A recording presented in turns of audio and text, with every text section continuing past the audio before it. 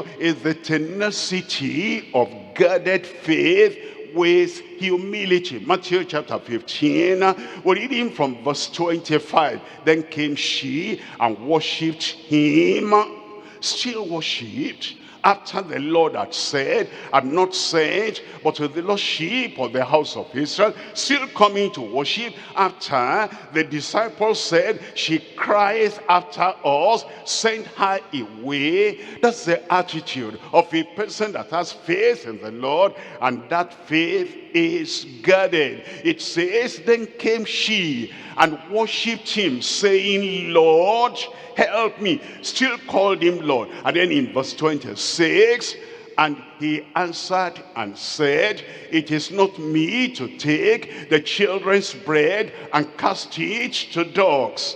That should have finalized her respecting and responding to the Lord in the proper way.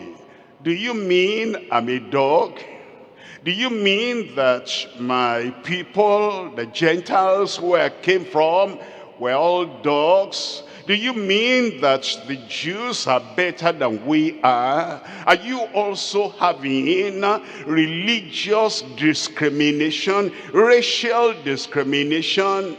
She didn't say that. Watch your language. If you have the right intention, if you have the right disposition, you will speak like a person that is asking for something. You'll have respect for the Lord, respect for the person you desire a blessing to come to you. And I need to also say this.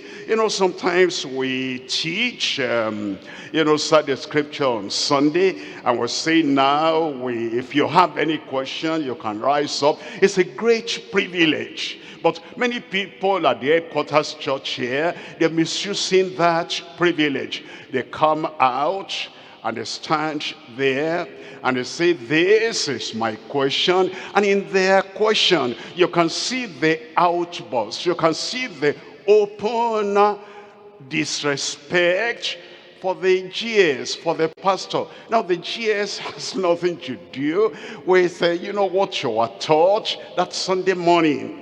And the GS has nothing to do. It's trying its best. It's jumping here, jumping there. It's going to all these various locations. It's having the meetings. And when he finishes that, after preaching 2 times every day, from Thursday to Tuesday, he comes back. He doesn't take vacation. He comes on Saturday, comes on Sunday, and the man is sitting there, and that fellow is asking a question.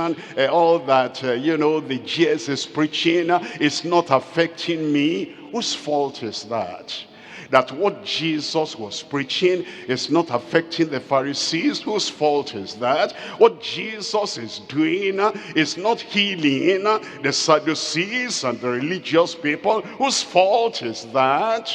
We ought to bring in respect for leadership, respect for the person the Lord has ordained over you to teach you the word of God, and is doing the level best he can do to teach you.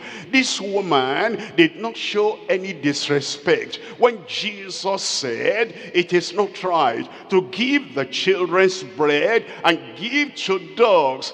And then the woman responded. How did the woman respond? Let's look at verse 27. In verse 20, she said, "Truth, truth, Lord," still called him Lord.